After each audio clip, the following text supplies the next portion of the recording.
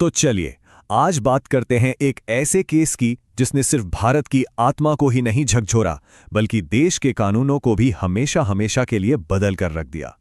ये कहानी है निर्भया केस की। देखिए, इतिहास में ना कुछ पल ऐसे होते हैं जो सब कुछ बदल देते हैं।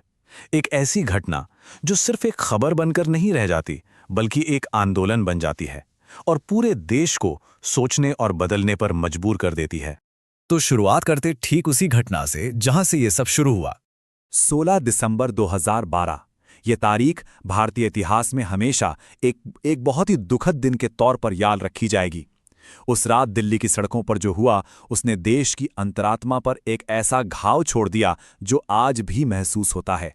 मतलब ये सिर्फ एक और क्राइम की खबर नहीं थी, ये दरिंदगी की वो इंतहा थी जिसने हर किसी को मतलब सच में अंदर तक हिलाकर रख दिया। इस घटना को बाद में निर्भया केस के नाम से जाना गया, एक नाम जिसका मतलब है निडर, और इसने देश में महिलाओं की सुरक्षा को लेकर एक कभी ना खत्म होने वाली बहस छेड़ दी। और जैसे ही इस भयानक अपराध की खबर फैली ना, तो पूरे देश का जो सन्नाटा था वो एक जबरदस्त गुस्से में बदल गया। अब सवाल ये था कि भाई इस गुस्से का होगा क्या? क्या ये बस कुछ दिन चलेगा और फिर सब शांत हो जाएगा, या फिर इससे वाकई कोई ठोस बदलाव आएगा? और हुआ ये कि लोगों का गुस्सा सड़कों पर उतर आया, एक सैलाब की तरह।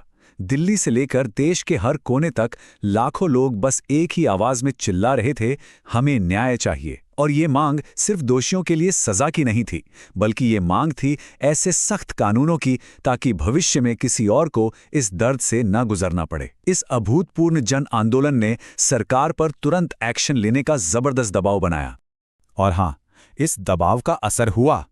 असर ऐसा हुआ कि भारत के कानूनी इतिहास में एक बिल्कुल नया चैप्टर ही लिख दिया गया। सरकार को लोगों की आवाज सुननी पड़ी। देश भर में जो विरोध प्रदर्शन हुए उसी के जवाब में आया क्रिमिनल लॉ अमेंडमेंट एक्ट 2013।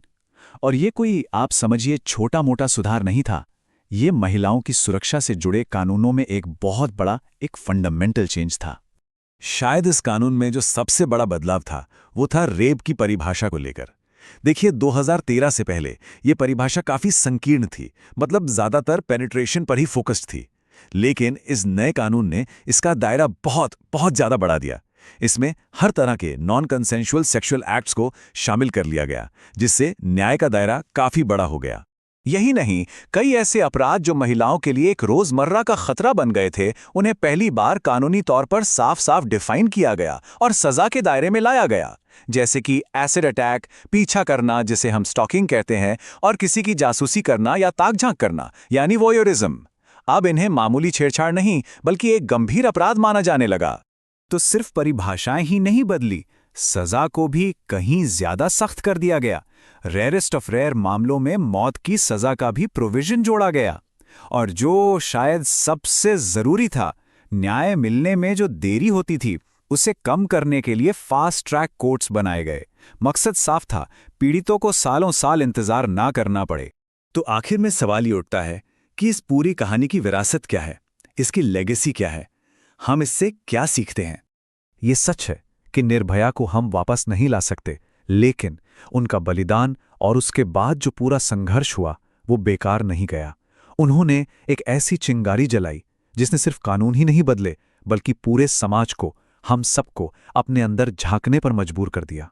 तो जब भी हम इस घटना को याद करते हैं तो ये हमें सिर्फ एक दर्दनाक हादसे की याद नहीं दिलाती, नहीं, ये उससे कहीं ज्यादा, कहीं बड़ी बात की याद दिलाती है। ये हमें याद दिलाती है एकता की ताकत, इस बात की कि जब लोग एक साथ मिलकर अन्याय के खिलाफ आवाज उठाते हैं तो बदलाव आता है।